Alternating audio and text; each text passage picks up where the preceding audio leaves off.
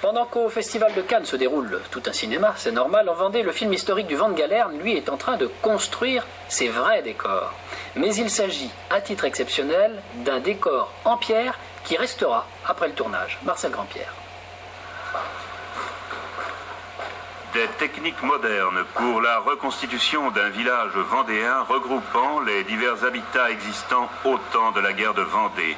Un village construit en dur avec pierre de taille et moellon et vieux bois noueux encore très solides récupérés dans la campagne environnante.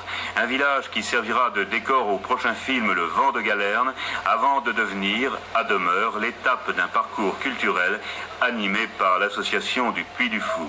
Mais pour l'instant, on n'en est pas encore là et il faut mettre les bouchées doubles pour être prêt dans les temps. Pas moins de 5 entreprises de maçonnerie vendéennes ont été mobilisées pour mener à bien les travaux.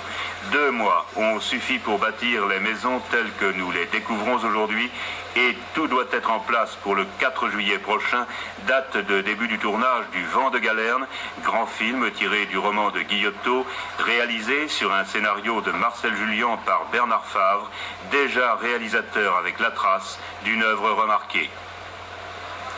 Dire que c'est un grand film, oui, c'est un grand film. D'abord parce que Bernard Favre, le réalisateur, dans toute sa préparation, son scénario, a eu un grand souci d'authenticité, tout en racontant une histoire simple.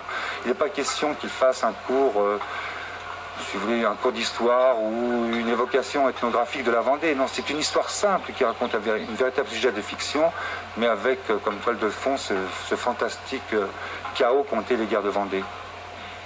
Guerres qui ont été pour la Vendée ce vent froid venu de nord-ouest, le Vent de Galerne.